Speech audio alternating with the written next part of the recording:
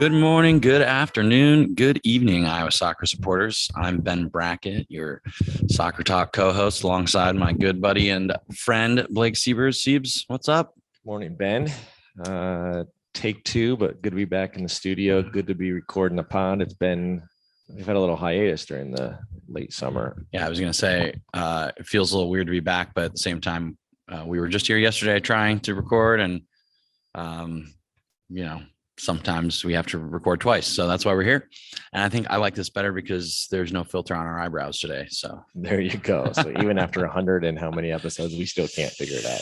Anyway, being back is always great. But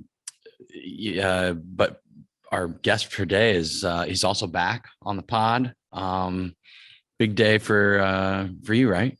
Yeah, big kick it forward / Drake alumni game of the week. So yeah, it was exciting. Yeah, for sure. So first you guys had a little alumni event last Friday, and then we had a nice little interview with Pat, which you guys Pat Flinn, the new men's head coach, who I would say has done a pretty good job so far. He and his staff, alongside Kyle Smith, have got the Bulldogs off to a pretty hot start.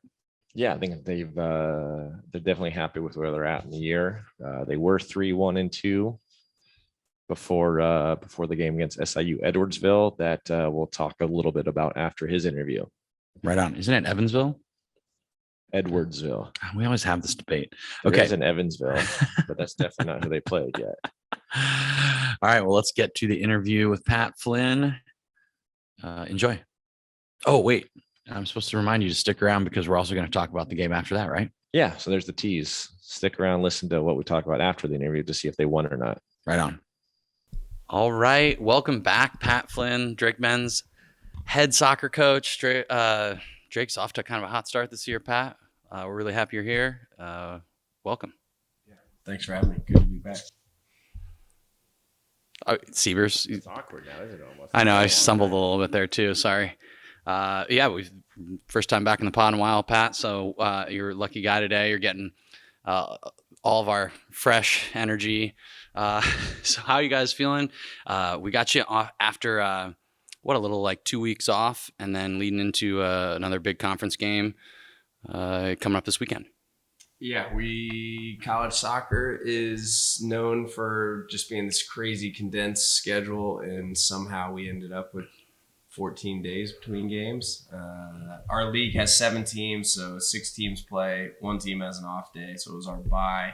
And then we were supposed to play another game that actually got canceled. So, yeah, 14 days between games. Well, is that a good thing or a bad thing? Or does that depend on the result tomorrow night? Yeah, if you asked me on Sunday, I could answer it. Makes me a little anxious for sure. There's just certain things that you can't recreate in training. Just details, the ability to play for 90 minutes, to focus for 90 minutes.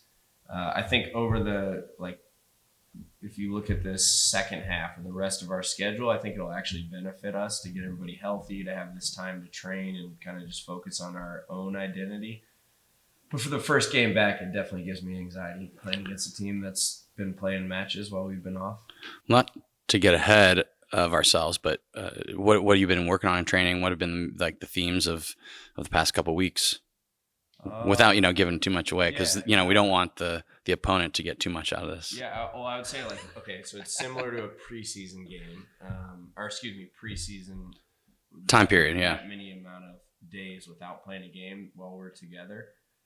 The biggest difference would be that we're now 6 regular season games. We had a no contest, but we actually played a little bit, plus 3. So we're 10 games into it. So relative to preseason, I think you're kind of trying to fabricate an identity, and that ultimately that might change. So you spend a lot of time working on ideas that kind of might go out the window as you learn more about yourself. Whereas during this break, I feel like we kind of know what our identity needs to be. So I think there's a little bit more confidence from the staff and from the players that we're working on things that actually are necessary and fit this particular group. All right, so give us some specifics because nobody listens to this pod. So, and it's not going to go out till who knows when. Well, early next week. Yeah, it won't go up for the game tomorrow. And I guess on top of that, how much scouting is being done on Edwardsville as compared to Or everybody preparation, like how else. much Yeah. preparation are you giving to the specific game? I mean, I'd like to think we go into all of our games like as prepared as possible. And every coach is different. Every staff is different. But ultimately, Kyle and I kind of do all the legwork of watching the opponent. Shout out Kyle Smith. But we don't put a ton of that in front of the team. We just feel like it's our job to kind of understand the opponent's identity, what they need to do to be effective, where they're slightly vulnerable. And then, we kind of give the team the cliff notes of that. So I don't think it's that much different. It's not like we've now watched more SIUE than a typical opponent, but we've had more time to actually train some of the ideas that would apply to the game. Whereas in a normal 3 or 4 day turnaround, you kind of do all the preparation and then a lot of the specifics for the game are executed on a whiteboard.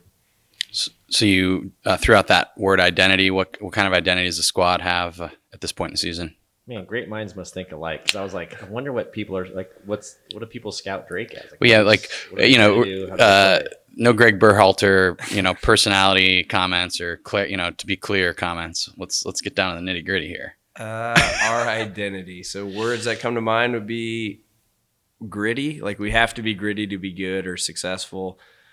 And what I mean by that is just like, we can't lose duels. We can't be flat during transitions. We can't make bad decisions. We can't put ourselves in a spot where we have to chase games. We like emphasize compactness. And I think the team has bought into that. And so you guys haven't given up a ton of goals this year, have you? Aside from the initial first preseason game, but I think we've conceded twice in one of our games. That was at Omaha, but we scored twice. We tied that game. I think that's like kind of the best version of ourselves is that we're hard to break down. We're willing to let the opponent have the ball, but not let them hurt us. We have good experience in the back, captain, center back, 7th-year goalkeeper. We feel confident that we can manage phases of the game when the other team has the ball. Is that Pat Flinn resume, or is that with what you got and the players you currently have? I'd like to think that I try to get the most out of each group I coach as opposed to like trying to instill my kind of vision of the game on the team. Last year I was at the University of Chicago. We were Division III. I felt like we were superior to a lot of our teams, so it was much different. Like our identity was trying to control games with the ball, create chances, score first, put teams away. Not that we don't have control of the game now, but I think we're more suited to control the game without the ball, emphasize transition attacking. So no, it's not that that's like what I'm fully committed to. I just think that's like the best version of this particular team. I think that's really important especially when you're trying to take over a team, essentially, right? Like you can only play with what you've got. So if as much as you might really want to impose yourselves, like you're talking about with U Chicago, like you might not be able to do that quite yet with just the amount of time you've had.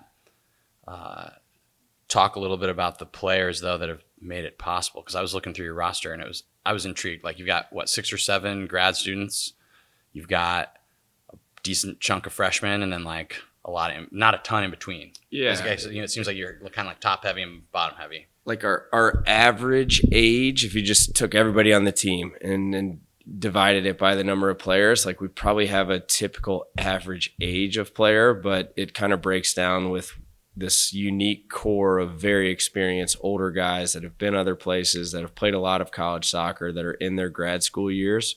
A lot of that has to do with COVID and everybody just kind of having more eligibility that they can continue playing the game. And then, the other side of that would be we have 9 true freshmen. I think at UIC we had 5 true freshmen. So first-year guys out of high school played for over 60 minutes in the game.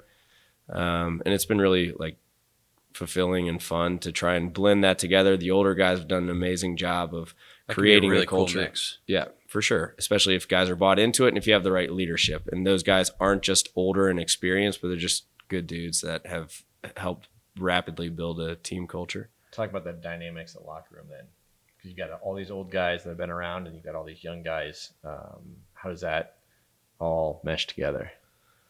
It's been positive. I mean, I think in sports, it ultimately kind of goes with how things are going. So the fact that some things have broken our way has certainly like helped things from that regard. Like when you ask me that question, I think about our last bus trip back from UIC. Obviously, everybody's in a very good place, big result on the road. But the bus trip was kind of like led by the older guys. So a bunch of grad school guys kind of getting the younger guys to get up, sing songs, but they're also like, they're putting themselves out there. They're kind of leading that charge. So hopefully as we move forward, they're kind of like setting an example and then passing the torch to the rest of the guys that'll be around. How's the roommate situation work on the road then? Because this has been a theme of ours, but what do you guys do? Alphabetical. No. Is it does the oldest guy just pick the youngest guy? And No, I'm trying to think of how I'm not like committed to one idea. I'm not trying to just troll the team by putting them with someone that they're not going to enjoy. I think the guys all generally get along. There's a couple pairings that Kyle and I will make just for our own enjoyment. Like ultimately, like I think it's important everybody's comfortable, so we try to keep guys with guys that'll be comfortable and sleep well next to. 2 guys do a room for the most part? The vast majority, yeah. Sometimes we'll end up traveling 23 because we have 3 good keepers, so there's like 1 room of 3, but most of them get to go to a room. It's the goalkeeper union there. Sharing a room. So we've danced around a little bit. You guys are in I would say an overall positive place in the season. Talk a little bit about just the past. You've got 6 or 7 actual results that go on the board. Yeah. And like where are the defining moments in the season there? Yeah. So 3-1-2. 3-1-2. So we played Almost. 6 games. We had the no contest. So for us, it feels like we've played 7, but there's only 7 results. We also played 3 exhibitions. So defining markers. Our first preseason game was at Creighton. We were down. It was a beautiful stadium. I was so excited. First game with Drake. We were down. We were taking our 4th kickoff of the game in the 12th minute. So I feel like that was a pretty defining moment. The team kind of rallied. Like we didn't lose by 12. We saved some, pride or whatever. They also battered some folks the first couple weeks. It's like been nice to like see them score 6 goals on a bunch of other teams. But that was a defining moment for the group. Like, how do we respond to that? We were down 5-1 at halftime. The game finished 5-2. It's potentially one of the best teams in the country. At least I've talked to some Creighton alum that are like, this is the first time in a while that we feel like the team's back. Yeah, like soccer's soccer. So who knows if they'll get the results they need, but they brought back a ton of really talented guys. So just in terms of where they started the season, like I just felt like we were facing a pretty well-oiled machine where we were, just starting to like try and figure us out. So that was a pretty defining moment. At UMKC, just first game, got a result on the road. We have a lot of Kansas City alums, so it was just like a pretty special night. At UIC, maybe more personal than anything. I spent a lot of time coaching in Chicago, have a lot of respect for that program. So to go there and to get 3 points on the road was awesome. Plus first conference game, right? Yeah, first conference game. They were doing like a unveiling of their beautiful new stadium. So it was just kind of that like that always feels good. Yeah, we were like kind of the villains that night. So yeah, I think every game's been unique, but those would be some of the moments that I really think about. So looking, again, you guys all say you want to look 1 game ahead, 1 game at a time, but looking the rest of the conference season, if we would have told you got 3 wins, 1 loss, and 2 draws at this point, thoughts would be what? I'll take it. Certainly after like we talk about the no contest, we played at Western Illinois. We didn't play well. We didn't play hard. It was hard to watch the film. We had a number of challenging road good opponents coming up after that. So at that point in the season, just being honest, I was pretty concerned about like, where is this going to go? But if you had said through the first 6 games, 5 of which are on the road, that you'd only lose 1, like I definitely would have taken it. Yeah, all day. So then, I mean, you said looking forward. Are there any specific dates on the calendar that are circled?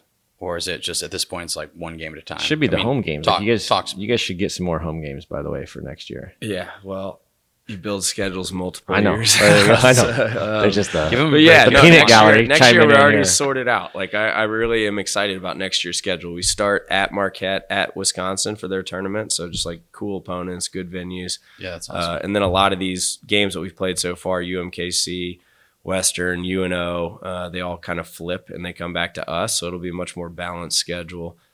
But yeah, looking down the rest of the season. So let's just, I mean, so you've got obviously Edwardsville, SIU Edwardsville coming up on. Alumni in town to check that out. It's this weekend. That's Yeah. right. And I don't know when this will post. October but 1st is yeah. the game, though. Yeah. Then you go to Bradley, which is like, have you ever been there? Yep. Cool When I was at stadium. Loyola, great venue. Love playing there. Then you go at Wisconsin. And then, That's a big deal, too. Yeah, Even- Wisconsin's great stadium. Their new head coach is a guy that I work for at Loyola. So a game that I'd love for the team. I would imagine that to one win. circle on your own personal calendar. For sure. You know, of course, that you're not putting that above the team because, you're but the Power coach, 5 but conference still, that's game too, badass. right? Like, that's a big. Yeah, Power 5. Plus he coached at Loyola for a while.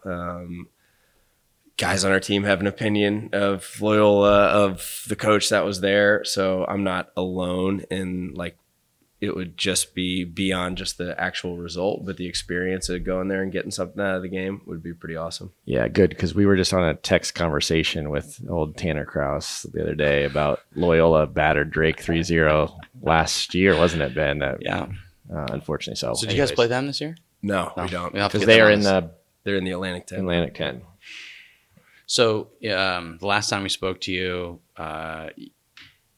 you were a little. I would say you played it coy on like who your players were that were like you were looking forward to or like expecting some out of because you didn't really know them that well and you were getting to sort of start from scratch. But like we're in the middle of the season now. Like, so who are your guys? Like, who are the people that like if I'm listening to this that I want them when I come to the game tomorrow or in the future? Like, who should I be paying attention to? Who are the who are like sort of your leaders, and then who are like the young and upcoming guys? Like, I mean, I saw you've got several freshmen that are like making. Yeah, Some they're impact. playing a lot for Yeah. sure. The leaders of the team, our captains are Declan in the back, loudest voice. That'd be the first thing you notice if you stood next to the field and What's watched his us play. like? What's his deal? Like, where's he from? What's His background? undergrad was at Akron, an Irish guy. Great guy, like super mature, very professional. Every day he gives his best, loudest voice. He's playing as a center back for us. Big range of passing, wins everything in the air. But just great experience. Like played for 25, 30 minutes in the national championship game for Akron. Nice. Braden Allen's our other captain. He's been awesome. He's been here the whole time. Yeah, he started at Wisconsin, but he's Okay. been at Drake for the majority of his college experience. But he's evolved a lot. Like he came into college as an attacking player. He's played left wing back. He's played left center back, and a back three.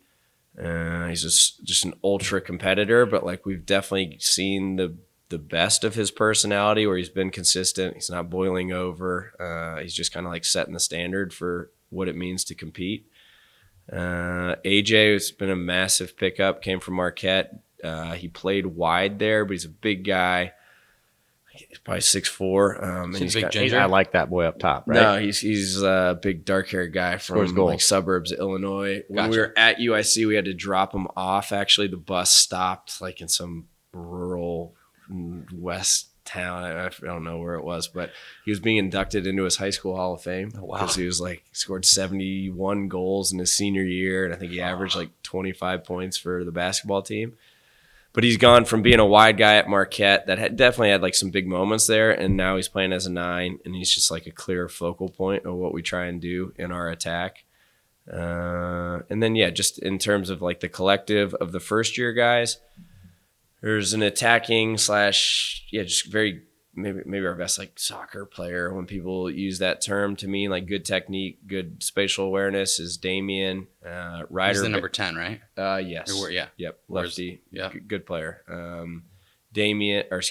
Ryder's from Kansas City. He's probably played every minute, but like 6 minutes so far as a defender for the team. So he's been huge. Center back or He's center back by trade. We've played a lot of games in a back three, but he's been a part of the back three. Timmy Browning from Madison's played a lot. Eskil is first year out of Norway, who's kind of started to solidify himself as a starting midfielder. That's just to name guys. But ultimately, I think like the thing that I like most about the team is super unselfish. Game to game, it's been different guys that are most important or best players. I love it. Okay, so then my last one, then it looks like Blake's ready to wrap it up. I mean, He doesn't have any more questions, but other than like they're massive, by the way. Ben, I don't even know if you've. Yeah, we are. They are, No, they're, I just like, looked the at- average size. Dude, of I looked the at the- team is like 6'2", I was looking at the roster and I 220 was just like, pounds. good Lord, these guys are huge. That's a good choice. Though. You Yeah, gotta it get wasn't some big like boys that can it compete. certainly wasn't intentional, but whatever. Just play to what you got. So we've been Coaching pretty staff good in the air. is not I exactly. know the coaching Yeah. staff. Like, they're it's like just shrimps just like compared looking up to these the. guys. Oh, that's great. So then, like we're talking about all like the present, right? All the stuff that you're like doing that people are paying attention to. But then talk a little bit about just like what are you guys? Because you're thinking about building for the future, I assume, right? Obviously you're thinking about the season, but you already mentioned next season's schedule. You're probably spending a lot of time recruiting, so on and so forth. I don't know, maybe just like how much of that is going into this part of the season. I mean, my perspective, everybody's maybe different, but college athletics and kind of just how things operate now with transfer and so many grad students in the game, and just my philosophy in general is like every year is its own. It's an isolated season. Guys need to come back, reprove themselves, like try to start with a clean slate. But ultimately, yeah, like we're trying to build something. We want to get the most out of this year as possible, but looking forward, we'll have the new facility. We will lose a lot of these really important grad school guys, but we do have a ton of returning players, like relative to last year, the amount of continuity we'll have in the spring. And then, yeah, when we get back together in August, it's just night and day. So I'd like to see us continue. It's not always linear, sometimes it's 2 steps forward, 1 step back. So who knows exactly where we'll be at this time next year. But based on my experience so far, everything that got me excited about the job coming into it, just the potential of the program, how recruitable Drake / Des Moines are, I'd say it's all played out like exactly how I hoped it would be. We've had a really positive response in recruiting. I think the team can actually be really successful and have a more like regional kind of structure to it, and I just mean like Iowa and kind of the connected states. So yeah, I'm really excited about the rest of this year, and then beyond this year, just continuing to grow as a program. And the alumni, what's your? It seems like you've been doing a pretty good job of connecting with them, at least from what I can tell as an outsider. But what's that been like? It's been positive. Like, I'm an alum of a soccer program. I played at Duquesne University, and it's easy as an alum to kind of not understand exactly the dynamics of how kind of understaffed like college soccer is compared to some of the more marquee sports or something like that. But as an alum, like I've always just desired consistency, like honest communication. Like that's more interesting to me than kind of the more fluffy like communication that lacks substance. So I've tried to do that with the new program in terms of just, consistently reaching out to the alums, not going over the top constant, because then it just becomes white noise. But when I communicate with them, I just try and like stay true to how I'd talk to anybody that I know well about the team, so that they're hopefully starting to get a little bit more reconnected to it and just buying into the idea that we care about the team. We want to get the most out of it. We have belief there is potential in the program. And then ultimately, I think, and again, I go back to my own experience as an alum, like actions speak louder than words, So like my long-term goal with the alums is just to establish a connection, be consistent. And then over time, hopefully we are more consistent, and we're getting results that kind of, get them interested. And then if they check in on a game, whether it's in person or just throw on a stream or whatever, like they feel proud about how hard the team plays and the fact that we're organized game to game. This is my last one then. Will there be beer at the new stadium? Yeah, that's interesting. We actually had a You want to talk about alumni support? So it's a shared project. There's DMPS, Drake.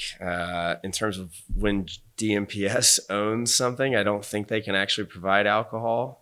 Des Moines Public Schools. When Drake owns something, for example, the basketball arena, I think they actually can sell beer at the game. Come on, so Brian. my idea was, since there's going to be a locker room space there, that we should sell beer out of the locker room is what I proposed. Perfect. So Boys whether or get- not that'll actually come to fruition, They get a result. I like that. We've got, at least he's thinking about it. I love it. Smart guy. Innovative. All right. So I was just gonna leave you with one last question of just like, how have you enjoyed getting to settle in Des Moines, and like what's your favorite part about it so far? Sorry, it's a lame question, but I think it's a good I like one. this question. There's a great spot across the street. Well, actually, I don't know if you've ever been there. It's not. Oh yeah, it is across the street. Yeah. Okay. I think when we had the initial discussion on the first podcast, why I came here was like, there's the Drake soccer side of it, but I'm married. I have 2 kids, so that is a much bigger kind of motivating factor for why I do things. We were in downtown Chicago for 8 years. We have a 5-year-old. We have a 3-year-old. We love Des Moines. Like, we absolutely love it. It's just so easy to do life compared to what we were doing in Chicago.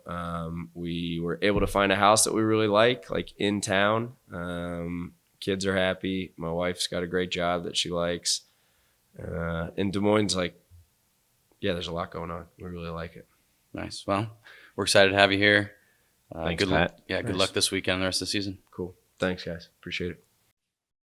That was a fun chat. I would say Pat's a good guy, and he's kind of growing on us a little bit. I'm excited to continue following the Bulldogs. Yeah, easy to talk to.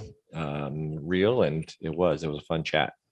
So let's talk about the game a little bit. Not only was it a beautiful night, but it was a beautiful night for the Bulldogs, wasn't it? It was massive, big, important, tough, resilient.